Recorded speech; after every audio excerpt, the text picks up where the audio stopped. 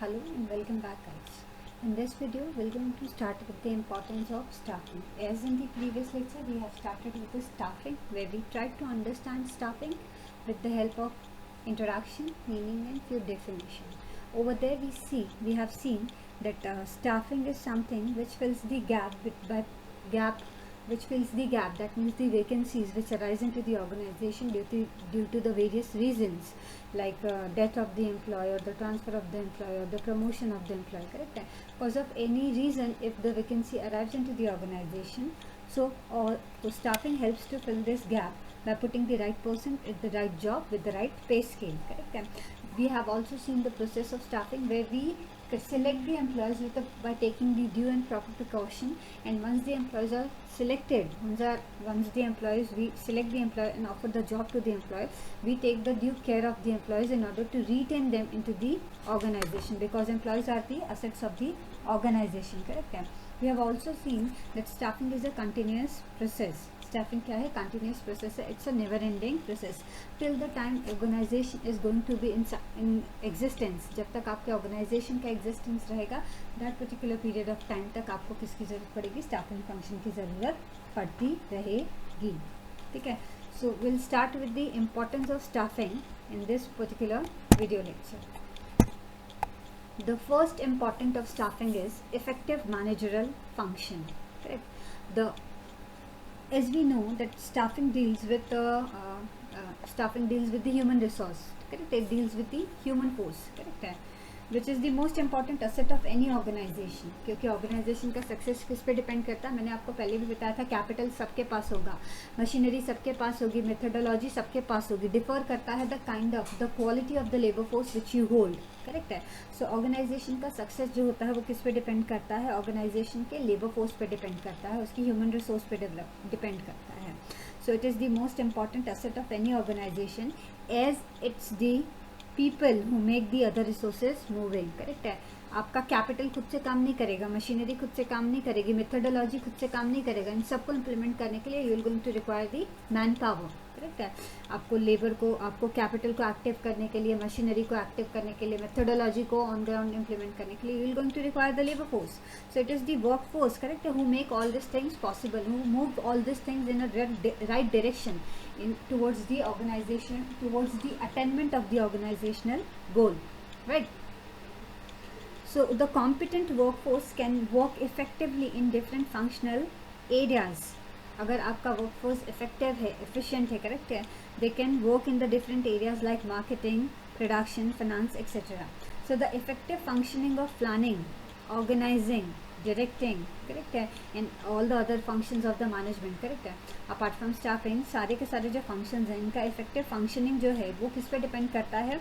on the manpower which is available throughout the staffing. correct है. Plan आप कितना भी effective प्लान हो, correct है, आप कितनी भी अच्छी directions पास ऑन कर दो, लेकिन जब तक सामने वाला एम्प्लॉयज़ को ग्रैप्स करके उसको राइट डायरेक्शन में इम्प्लीमेंट नहीं करेगा, you are not going to achieve the desired result. So it is very important कि आपका स्टाफ क्या हो? 100% डेडिकेटेड हो, 100% क्या हो? इफेक्टिव हो. When your labour force work efficiently and effectively, correct है, it leads towards the increment into the production of the organisation. So बाकी के सारे फंक्शन कितने भी फुल प्रूफ क्यों ना हो ऑन पेपर, करेक्ट है, लेकिन उनका इम्प्लीमेंटेशन तभी सक्सेसफुल होगा जब आपके पास राइट अमाउंट और लेट मी से the quality amount of labour force available होगा. और वो quality amount of labour force आपको कौन अवेलेबल करा के देता है? स्टाफिंग अवेलेबल करा के देती है, correct. We have seen this in staffing process, right. So we can say that the outcome of other function, सारे के सारे फंक्शन का सक्सेस जो है या आउटकम जो है, ठीक है, क्या रिजल्ट होगा, क्या इम्पैक्ट होगा उनका, कितना पॉजिटिव होगा इम्पैक्ट, कितना नेगेटिव होगा, it depends on the effectiveness of staffing. आप कितने इफेक्टिवली स्टाफिंग को इम्प्लीमेंट करते हैं, करेक्ट, तो इस पर डिपेंड करता है दूसरे फंक्शंस का effectiveness. Then coming to the effective utilisation of human resource. Staffing leads to effective utilisation of human resource. It tries to utilise human resource more efficiently and effectively. The process of staffing we have seen in the last video lecture, correct? The process of staffing, where we see the recruitment, where the organization advertise the vacant position, correct है, and it tries to attract more and more eligible person, correct है, qualified person towards for the ज़्यादा से ज़्यादा लोगों को ये क्या करता है, अट्रैक्ट करता है, सो दैट उनको ज़्यादा से ज़्यादा अच्छे लोगों का करिकुलम विटे मिल सके, जिसमें से they can choose, so that they can have the wide variety to choose from, correct है। सो रिक्रूटमेंट होता है, फिर हम क्या करते हैं, अकॉर्डिंगली सिलेक्शन करते हैं, IQ टेस्ट होता है, उसमें आपका इंटरेस्ट का टेस्ट होता है, नॉलेज टेस्ट होता है, करेक्ट है, एन नंबर ऑफ टेस्ट आप कंडक्ट करते हो, उसके बाद एम्प्लॉय को सिलेक्ट करते हो, then we place the employee, placement होता है एम्प्लॉय का, करेक्ट है, ओरिएंटेशन होता है, फिर हम उसको ट्रेन करते हैं, डेवलप करते हैं in order to make himself और herself familiar with the organisation, और साथ ही साथ हम उसको डेवलपमेंट का स्कोप देते हैं, so that we can retain the employee in to the organisation as and when the employee performs really well, correct है, हम उसके परफॉर्मेंस को क्या करते हैं, कंसीडर करते हैं, अप्रिशिएट करते हैं, समटाइम्स मॉनेटरी या नॉन मॉनेटरी फॉर्मेट में, right. So training, appraisal, promotion etcetera, all this provides the motivational force to employees leading to the betterment of the organisation as a whole. ये सारा जो process है staffing का, correct है, ये सारा प्रोसेस जो है आपके एम्प्लॉयज़ को मोटिवेट करता है to give the 100% towards the employ, correct है, and which is for the betterment of the organisation only. It helps to avoid the excessive burden of work and training helps the employees, correct है, to improve the performance of the employees as well as brings the process for the progress for the organisation. So training जब आप करते हो, ठीक है, अंदर training जब आपका employee apart from holding the basic qualification, correct है, वो क्वालिफिकेशन जो उसको जॉब की पोजीशन को सेटिस्फाई करती है, apart from holding that particular qualification, अगर आप एम्प्लॉय को फर्दर ट्रेनिंग भी प्रोवाइड करते हो, करेक्ट, सो दैट वो आपके ऑर्गेनाइजेशन के वर्किंग पैटर्न से फेमिलियर हो जाएगा, करेक्ट है, वो आपकी मेथोडोलॉजी से फेमिलियर हो जाएगा, so that at the time of implementation of the plans and policies वो उसमें once you have understood that plans and policy, now according to your creativity आप उसको इजीली मोल्ड कर सकते हो। टिल द टाइम आपने उसको समझा नहीं, आप उसमें चेंजेस नहीं कर सकते, because you are still in a confusion whether I should do it in this way or that way, which is the more correct way or which is the more beneficial way. But once you have understood the pattern of this particular organization, you can implement your creativity and innovative views or the ways of completing that particular task with an ease. So employees का burden कम हो जाता है, साथ ही साथ हम क्या करते हैं, टास्क को डिवाइड करते हैं in the different parts and then we assign it to the individual employ according to his or her potential skill, capability and knowledge. So work burden क्या होता है, कम होता है जब with a limited amount of work आप specialised को उस पर अपॉइंट करते हो, करेक्ट है, आप एक स्पेशलाइज्ड को लिमिटेड अमाउंट ऑफ वर्क जब असाइन करते हो तो वो अपना 100% देता है, which brings the progress to the organisation.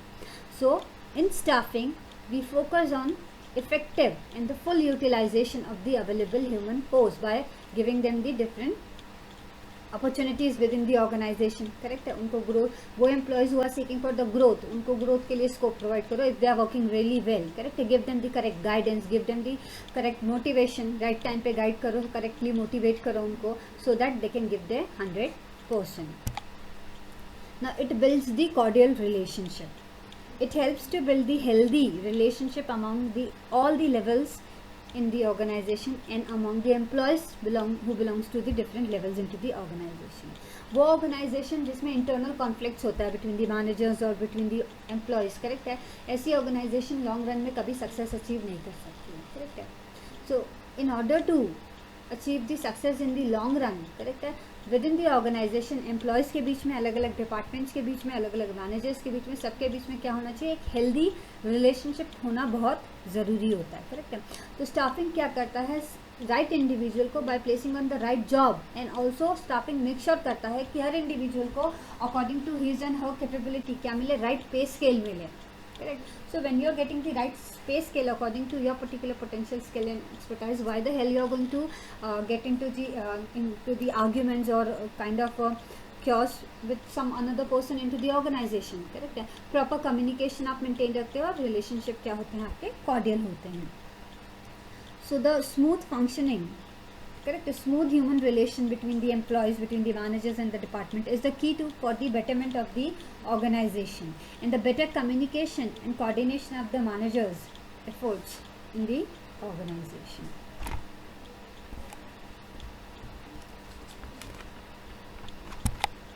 Okay, now our next point is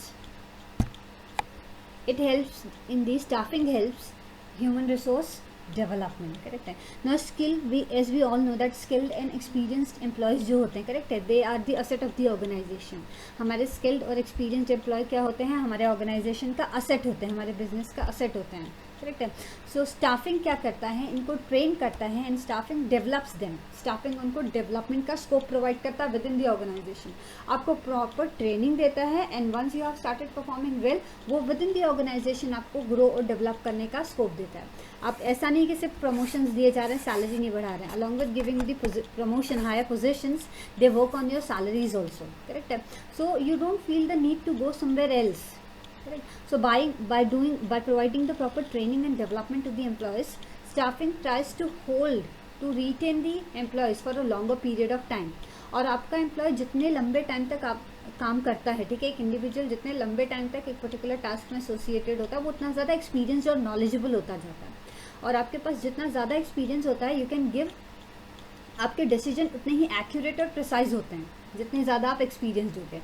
so by holding the employ, organisation क्या करता है, by holding the employ, staffing क्या करता है, ये एम्प्लॉयज़ के एक्सपर्टाइज नॉलेज को इंक्रीज करता है, सो दैट इन फ्यूचर वो एम्प्लॉयज़ असेट्स बन के ऑर्गेनाइजेशन के लिए क्या ला सके, बेनिफिट ला सकें।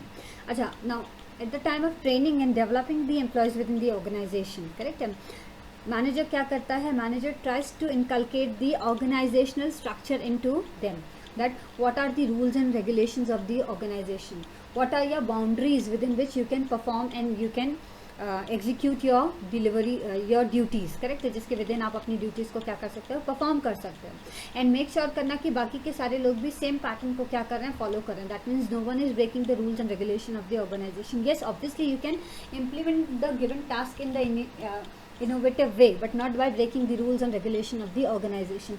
जैसे कि हमने फेयल के प्रिंसिपल में किया था, करेक्ट है, वो gang plank scalar chain, correct है।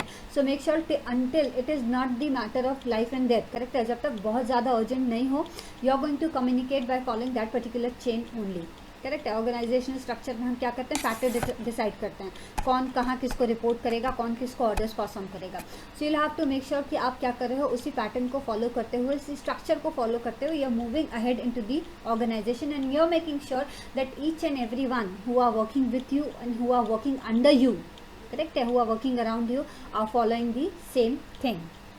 So while training and developing the employee under staffing, correct है, our managers also make sure, correct है, दैट वो क्या करें, एम्प्लॉयज़ में अपना ऑर्गेनाइजेशनल स्ट्रक्चर इनकलकेट करें, correct. So it also ensures the smooth functioning of all the managerial aspects of the business organisation, right. Let's move on to the next one. So next point is helps the human resource development. Sorry, we are done with this one. Now we'll just go with that. It helps in effective use of technology, correct. It helps in effective use of technology and other resources. Now skilled, experienced and trained employees, correct, when we hire the employees under the staffing process, we make sure that हम the best labour force को क्या करेंगे, higher करेंगे। सो अगर आपका employ skilled है, experience है और ट्रेंड है, करेक्ट है, सो इन दैट पर्टिकुलर सिनेरियो वो लेटेस्ट टेक्नोलॉजी को क्या करेगा, कैपिटल, मटेरियल, सारे रिसोर्सेज को, आपकी मेथडोलॉजी को और ज़्यादा इफेक्टिव मैनर में यूटिलाइज करेगा to the fullest extent, which will going to lead towards the reduction into the wastage and increase into the production, correct है। सर्कल है ना भाई, जो फॉलो होता है, जितना better effective utilisation of the available resources आप करोगे, उतना आपका क्या होगा, वेस्टेज कम होगा, वेस्टेज कम होगा, कॉस्ट पर यूनिट कम हो जाएगा, प्रोडक्शन बढ़ जाएगा, सेल्स बढ़ जाएगा, profitability will going to increase directly, right? So skilled, experienced and trained employees can use the latest technology, capital, material and even the methodology in the more effective manner. It helps in building the competitive strength of the organization and improving the standard of work and productivity in terms of quality and quantity, correct है। जब आप grow करते हो, जब आप develop करते हो, correct है, in that particular, that is the phase where you don't want to take any kind of risk. You always want to offer the best quality and quantity to your customer at the worthy price. और ये सिर्फ तभी possible होगा जब आप resources को to the full extent utilise करोगे। So staffing जो है, it helps in building the competitive strength of the organisation, क्योंकि यहाँ पे सारे के सारे एम्प्लॉय स्किल्ड होते हैं, they are aware with their kind of job, correct, for what they are for performing what kind of task they are in the organisation, क्यों उनको हायर किया गया है, करेक्ट है। And apart from that organisation उनको training भी तो देती है, करेक्ट है। तो जब टास्क असाइन किया जाता है, they exactly know what they have to do and how they have to do and when they have to do. So वो क्या करते हैं, 100% एफिशिएंसी के साथ काम करते हैं, जिससे ऑर्गेनाइजेशन का क्या होता है, प्रोडक्ट की का जो स्टैंडर्ड है in terms of quality and quantity, वो क्या होता है, इंक्रीज होता है, एंड ओवरऑल प्रोडक्टिविटी भी इंक्रीज होती है। So staffing helps in effective use of technology and other resources. Then comes it improves the efficiency. Staffing क्या करता है, ट्रेनिंग प्रोवाइड करता है। पहले तो सिलेक्शन प्रोसीजर ही इनका बहुत क्या होता है, लेंदी होता है, ठीक है। स्टाफिंग का प्रोसेस ही बहुत ज़्यादा लेंदी होता है। अब बहुत सारी चीज़ों को क्रॉस करने के बाद, बहुत सारे टेस्ट को क्लियर करने के बाद आपको जो बेस्ट एम्प्लॉय मिलता है, आप उसको चूज़ करते हैं। And after choosing the quality, at the time of choosing the employee only हम क्या करते हैं, क्वालिटी और स्पीड पे काम करते हैं उसके, करेक्ट है। By conducting the different test, आप उसका IQ टेस्ट लेते हो, करेक्ट है। फिर हम उसका एप्टीट्यूड टेस्ट लेते हैं, पर्सनालिटी टेस्ट लेते हैं, इंटेलिजेंट टेस्ट लेते हैं, फिजिकल स्ट्रेंथ चेक करते हैं, करेक्ट है, मेंटल स्ट्रेंथ चेक करते हैं। आफ्टर चेकिंग एवरीथिंग, करेक्ट है, फिर हम उसको एम्प्लॉय करते हैं, ठीक है। फिर हम उसको जॉब ऑफर करते हैं। जॉब ऑफर करने के बाद हम उसको ट्रेनिंग भी प्रोवाइड करते हैं, फिर टाइमली गाइडेंस भी देते हो, मोटिवेट भी करते हो, और उसके परफॉर्मेंस, इफ़ ही और she is performing really well, तो हम उसको अप्रिशिएट भी करते हैं, करेक्ट है, रिकग्नाइज भी करते हैं। मॉनेटरी नॉन मॉनेटरी फॉर्मेट में हम उनको इंसेंटिव्स भी प्रोवाइड करते हैं, जो क्या करता है, एम्प्लॉयज़ की एफिशिएंसी इंक्रीज करता है।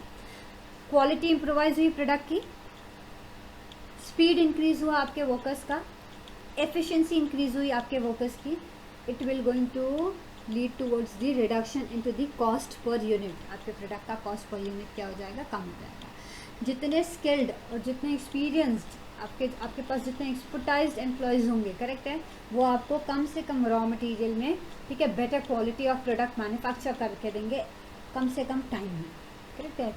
मेक श्योर दैट आपका लेबर फोर्स क्या कर रहा है, प्रॉपर डायरेक्शन को फॉलो करते हुए best possible and cheapest way में अपना टास्क असाइन कंप्लीट कर रहा है। टेलर का थियरी, करेक्ट है, सेम चीज़ हम स्टाफिंग में इम्प्लीमेंट करते हैं।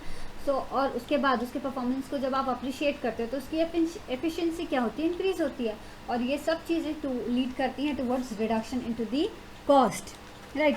So staffing process selects the employees through the proper selection procedure. ऐसा नहीं कि किसी को भी चूज़ कर लिया, ठीक है, बोर्ड ऑफ डायरेक्टर का रिकमेंडेशन है तो चूज़ कर लो, नहीं, everyone have to clear the test, right, everyone will have to clear the test. अगर आपको याद होगा तो 3 इडियट्स जैसी बड़ी पिक्चर में अनुष्का शर्मा को रिजेक्ट कर दिया गया था। अनुष्का शर्मा गई थी ऑडिशन के लिए, पर उसको सिलेक्ट नहीं किया गया था। That time also she was well known celebrity, लेकिन उसको चूज़ नहीं किया गया था। आज भी हर बड़े से बड़ा एक्टर जो है, मूवी साइन करने के पहले, उनको मूवी देने के पहले डायरेक्टर उनका स्क्रीनशॉट लेता है और फिर ही उनको पिक्चर दी जाती है, वेदर ही और she is capable enough to play this particular role. Once they have justified in their audition, then only उनको सिलेक्ट किया जाता है स्क्रीन टेस्ट के बाद, अदरवाइज उनको सिलेक्ट नहीं किया जाता है, करेक्ट है। तो हर जगह when you find out the best, when you want to, when you are seeking to find out the best, correct है, तो आप क्या करते हैं, प्रॉपर प्रोसीजर फॉलो करते हो। किसी भी तरीके का इस प्रोसीजर में बायसनेस नहीं होता है, no matter from which background, family background या कमिंग फ्रॉम, कौन है आपका रिलेटिव, कौन है आपके पापा, कौन है आपका भाई, कौन है आपकी बहन, इससे कोई फर्क नहीं पड़ता है। स्टाफिंग क्या करता है, प्रॉपर सिलेक्शन प्रोसीजर को अधर करता है, करेक्ट है, and it improves the performance after opting with the proper selection procedure. आप एम्प्लॉय को सिलेक्ट करते हो एंड उस बेस्ट को भी सिलेक्ट करने के बाद आप उसको पॉलिश करते हो, करेक्ट है, by providing them the training in development. Training in development के अंदर आप उनकी ये बेस्ट स्किल्स को भी क्या करते हो, पॉलिश करते हो, करेक्ट है। So it improves the performance of the employees by giving the proper training and development programmes. These programs are offered to employees for their self-development and organizational development. ये programmes, training programmes, scope देना for the growth and development के लिए, incentives देना, ये सब organisation करता है 2 चीज़ों के लिए, in order to achieve 2 things. पहला, एम्प्लॉयज़ को स्कोप देना for their self development, employees की परफॉर्मेंस को इम्प्रोवाइज करने के लिए, और दूसरा, जब एम्प्लॉय डेवलप करेगा, एम्प्लॉय की परफॉर्मेंस डेवलप करेगी, करेक्ट है, तो it will going to prosper the organisation only. जैसे होता है ना, if the organisation prosper it leads toward the prosperity of the employees. In the same way, अगर आपके एम्प्लॉय की एफिशिएंसी बढ़ रही है, करेक्ट है, अगर आपके एम्प्लॉय का स्पीड बढ़ रहा है और वो आपको उतने ही कम टाइम में बेटर क्वालिटी प्रोड्यूस करके दे रहा है, करेक्ट है, अगर आपका एम्प्लॉय क्रिएटिव हो रहा है, इनोवेटिव हो रहा है, which is good for your organisation, correct है, so it will going to lead towards the increment into the organisation, correct. Correct है। ऑर्गेनाइजेशन की प्रॉफिटेबिलिटी बढ़ेगी, आपका ऑर्गेनाइजेशन क्या करेगा, ग्रो करेगा, डेवलप करेगा। So next point on the importance of staffing is long term effect. Now proper selection of employ, correct है। Staffing में हमको पता है by following the staffing procedure हम एम्प्लॉयज़ को क्या करते हैं, with the due precaution and care select करते हैं, करेक्ट है। So proper selection of employees leads the organisation towards the path of success. Employees आपका क्या होते हैं, वैल्यूएबल एसेट होते हैं, करेक्ट है। और अगर वो एफिशिएंट और डेडिकेटिव हैं तो आपको सक्सेस अचीव करने से कोई नहीं रोक सकता। So the staffing process helps to select the qualified, efficient and skilled workforce. With the help of staffing procedure आप क्या कर सकते हो, प्रोसेस, आप skilled, qualified, efficient workforce select करते हो, correct, which is always act as a asset for the organization. Now staffing function has long term effects on the efficiency of an organisation, correct. जब आप employees को इतने due precaution और care के बाद select करते हो, उसके बाद ट्रेनिंग भी देते हो, करेक्ट है, और उसके बाद फर्दर स्कोप भी प्रोवाइड करते हो for the growth and development, तो ऐसे में आपका एम्प्लॉय आपके ऑर्गेनाइजेशन को छोड़ के कहीं और नहीं जाता है। सो जितना लॉन्गर टाइम तक वो आपके ऑर्गेनाइजेशन में रिटेन करेगा, करेक्ट है, उतने बेटर फ्रूट्स वो आपके ऑर्गेनाइजेशन को देता जाएगा, राइट। पेड़ जितना पुराना हो जाता है ना, उतना ज़्यादा बड़ा होता है, और उसके फ्रूट्स जो हैं उतने ज़्यादा स्वीट होते हैं। अगर वो फ्रूट्स नहीं भी दे रहा है तो वो छाया देता है, करेक्ट है, कुछ ना कुछ अच्छा ही देता है सोसाइटी को। इन द सेम वे आपका एम्प्लॉय जितना ज़्यादा पुराना हो जाता है वो उतना ज़्यादा यूजफुल एसेट बन जाता है, इंपॉर्टेंट एसेट बन जाता है ऑर्गेनाइजेशन के लिए, because he is aware with the pattern of the organisation working pattern. वो आपके कॉम्पिटिटर्स के पैटर्न से, स्ट्रैटेजीज से क्या है, अवेयर है। He is aware with the kind of customers you are dealing with, correct. वो आपके ऑर्गेनाइजेशन से रिलेटेड हर एक चीज़ के बारे में अवेयर है। सो फिर से नए एम्प्लॉय को रिक्रूट करना और फिर से ये सारी प्रोसीजर करना, प्लस उसके पास एक्सपीरियंस का, he will going to lack the experience with your organisation. लेकिन आपका पुराना एम्प्लॉय जो है, करेक्ट, वो क्या हो जाएगा, जब वो पुराना हो जाता है तो वो आपके लिए सबसे इंपॉर्टेंट एसेट हो जाता है, और उसकी एफिशिएंसी अगर इम्प्रोवाइज होती है, करेक्ट, और वो ज़्यादा टाइम तक रिटेन करता है आपके ऑर्गेनाइजेशन में, तो लॉन्ग टर्म में वो आपके ऑर्गेनाइजेशन को क्या देगा, बेनिफिट ही देगा, right. Now the next one is essential contribution, ठीक है। Now we have already seen that the growth and development of the organization purely depends on the efficiency of its employees, correct है।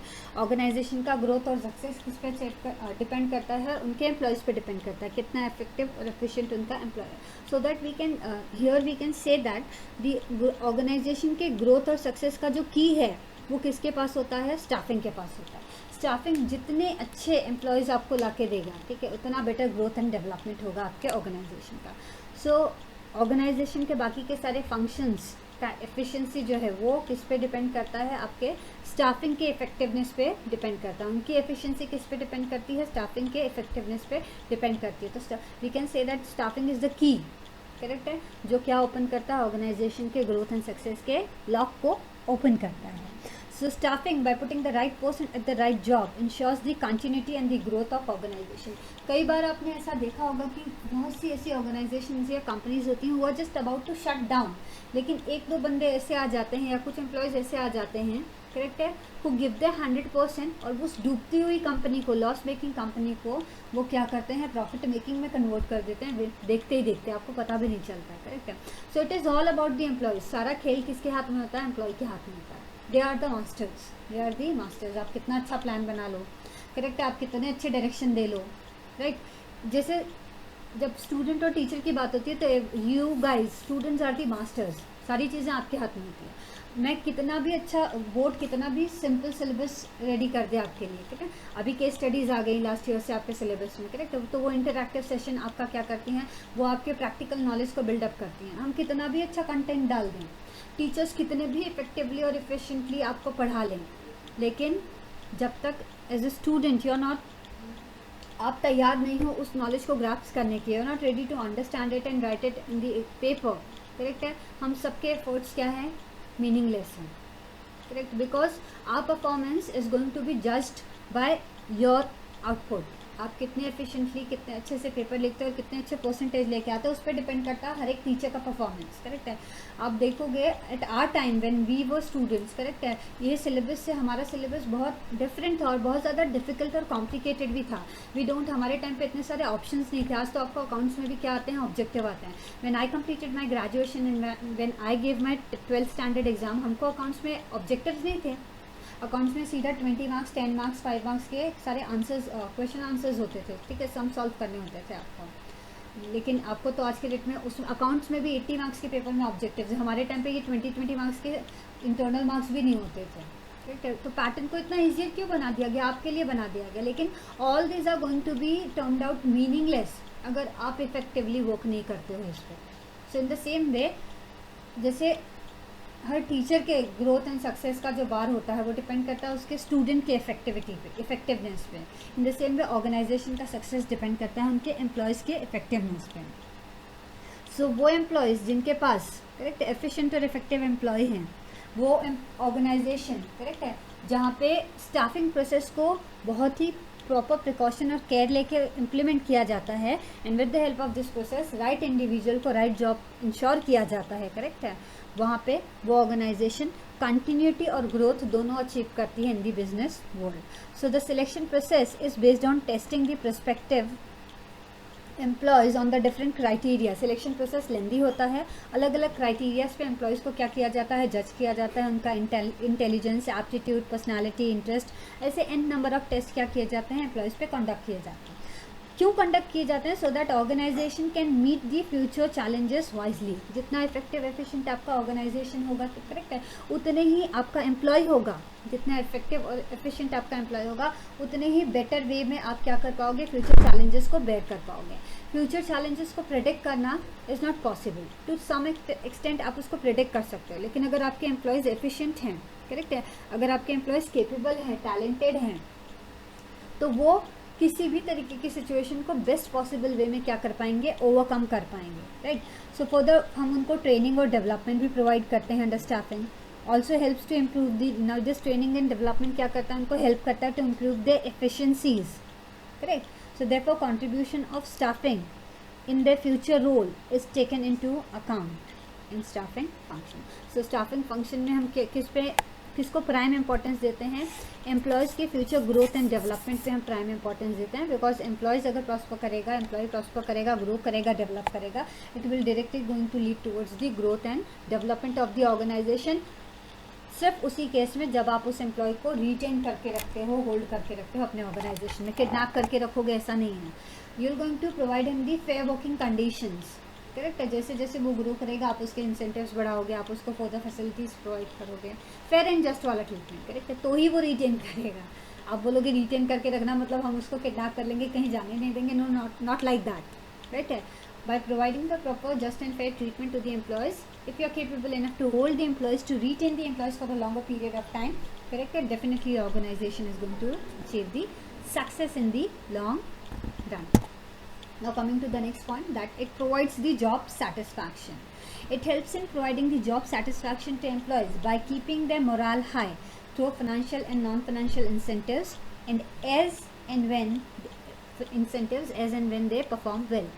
जब भी कोई employ अच्छा perform करता है organisation में, करेक्ट है, कम से कम टाइम में बेस्ट पॉसिबल आउटकम देता है, या with in the stipulated period of time आप बेस्ट आउटकम देते हो, 100% एफिशिएंसी और डेडिकेशन के साथ काम करते हो, तो ऑर्गेनाइजेशन आपके परफॉर्मेंस को रिकग्नाइज करता है। इफ़ नीडेड मॉनेटरी और नॉन मॉनेटरी इंसेंटिव्स भी आपको देता है। We all are human beings, correct है, एम्प्लॉयज़ भी ह्यूमन बींग्स होते हैं। तो जब कोई आपके परफॉर्मेंस को अप्रिशिएट करता है ना, तो टू सम एक्सटेंट आपका कॉन्फिडेंस, मोरल क्या हो जाता है, हाई हो जाता है। तो हमको मोटिवेशन मिलता है, सो दैट नेक्स्ट टाइम हम इससे भी अच्छा क्या करें, परफॉर्म करें, इससे भी बेटर हम क्या करें, अचीव कर पाएँ। So by giving adequate remuneration, good working conditions, along with giving the monetary, non-monetary incentives, when they perform really well, organization उनको क्या करता है, उनकी remuneration को increase करता है, उनको better working condition। तो in any situation you have to give the better working condition to your employees, correct है। So by giving them the proper training and scope for the development within the organisation, आप क्या करते हो, उसकी efficiency को improve करते हो। And by doing all this you create a sense of belongingness among your employees and they feel assured that their better career is your within the organisation. आप एक सेंस ऑफ बिलोंगिंगनेस जनरेट करते हैं, emotional feeling generate होती है among the employees regarding the organisation, एक bond create होता है। और जब आप उनको प्रॉपर स्कोप भी प्रोवाइड करते हो तो विदाउट सैक्रिफाइसिंग एनीथिंग, वो जस्ट एंड फेयर वाला होता ना कि यार जो चीज़ मुझे चाहिए, जिसके लिए मैं जॉब छोड़ने की सोच रहा हूँ, वो सारी चीज़ें मुझे विद इन दी ऑर्गेनाइजेशन मिल रही है, तो why should I go somewhere else. यहाँ के वर्किंग कंडीशन से मैं फेमिलियर हूँ, ठीक है, यहाँ के लोगों से मैं फेमिलियर हूँ, नए जगह जाके फिर से नए से स्ट्रगल करना होगा मुझे। सो अगर सब चीज़ आप अपने एम्प्लॉय को within the organisation provide कर रहे हो, ही और she will never going to leave your organisation. So staffing helps in implementing all these factors which are important in providing the job satisfaction to the employees, correct? Now the last point of importance of staffing is it maintains the harmony, it maintains the balance, right? In staffing process the individuals are recruited, selected and placed through the rigorous procedure. Bye following the rigorous procedure हम employees को क्या करते हैं, select, recruit करते हैं, select करते हैं और फिर उनको according to their potential, interest and skill उनको पर्टिकुलर डिपार्टमेंट में ड्यूटीज़ असाइन करते हैं, right. Now along with all this as and when needed हम उनको टाइमली ट्रेनिंग एंड डेवलपमेंट भी प्रोवाइड करते हैं, करेक्ट है। So as well as timely training and development programs are also held to increase the efficiency of the employees. Their performance is regularly appraised and promotions are given on the basis of merit. उनके performance को after every short span of time क्या किया जाता है, evaluate किया जाता है, and they are performing well, correct है, उनको क्या किया जाता है, प्रमोशन भी दिया जाता है, अप्रेजल्स भी दिए जाते हैं। So for appraisals and promotion criteria is made and duly communicated to the concerned employee. जब आप किसी एम्प्लॉय की पोजीशन इंक्रीज करते हो, करेक्ट है, या जब आप किसी एम्प्लॉय की रेम्यूनरेशन को इंक्रीज करते हो, तो इसके बारे में आप उस एम्प्लॉय से प्रॉपर्ली डिस्कस करते हो। देखो हर एक कोई after certain span of time क्या करता है, ग्रोथ के लिए वर्क करता है, करेक्ट है। आप कभी भी एक ही पोजीशन पे स्टैटिक नहीं रहना चाहते, हर एक कोई चाहता है कि वो ग्रो करे, डेवलप करे, correct. So when you are planning for the growth and development of an employee you should discuss it with that particular employee itself, correct है। सो ऑर्गेनाइजेशन जब किसी एम्प्लॉय की सैलरी इंक्रीज करता है, उसकी position apprise करता है या ट्रांसफ़र करता है, तो इसके बारे में वो प्रॉपरली क्या करता है, डिस्कस करता है अपने एम्प्लॉय से, उसके ओपिनियंस को लेता है, उसके बाद ही उस पर क्या करता है, वर्क करता है। So all this brings peace and harmony into the organisation. जब आप अपने सारे प्लान्स को डिस्कस करते हो, वो प्लान्स जो आपके एम्प्लॉयज़ को अफेक्ट करने वाले हैं, करेक्ट है, उनसे डिस्कस करके, उनसे बात करने के बाद उनके ओपिनियन को ध्यान में रखते हुए जब आप डिसीजन लेते हो, that means in that particular scenario no way you are going to hurt them, correct है, या किसी भी वे में आप उनको निराश नहीं करने वाले। So they your employees are always going to support you. तो हार्मोनी क्या होगी, मेंटेन रहेगी। हार्मोनी का मतलब होता है पीस मेंटेन करना, बैलेंस मेंटेन करना विद इन दी ऑर्गेनाइजेशन, जो क्या रहेगी, मेंटेन रहेगी जब आप अपने एम्प्लॉयज़ के परफॉर्मेंस के अकॉर्डिंगली, उनके परफॉर्मेंस के अकॉर्डिंगली उनकी पोजीशन अप्रेस करोगे, उनके सैलरीज को अप्रेस करोगे, एज एंड व्हेन नीडेड उनको उनके परफॉर्मेंस को रिकग्नाइज करके in front of the top officers और दी अथॉरिटी उनके परफॉर्मेंस को अप्रिशिएट करोगे, करेक्ट है। सो आपका एम्प्लॉय क्या करेगा, रिटेन रहेगा आपके ऑर्गेनाइजेशन में। So here we are done with the staffing. Staffing is all about placing the right person, putting the right person on the right job. सही बंदे को सही जॉब क्या करना, देना, ये काम होता है स्टाफिंग का इन एन ऑर्गेनाइजेशन। ये कंटिन्यूस प्रोसेस है, जब तक ऑर्गेनाइजेशन रहेगा तब तक स्टाफिंग प्रोसेस चलता रहेगा, चलता रहेगा, चलता रहेगा। So till the time organisation is in existence, staffing procedure चलता रहेगा, चलता रहेगा, चलता रहेगा। ओके।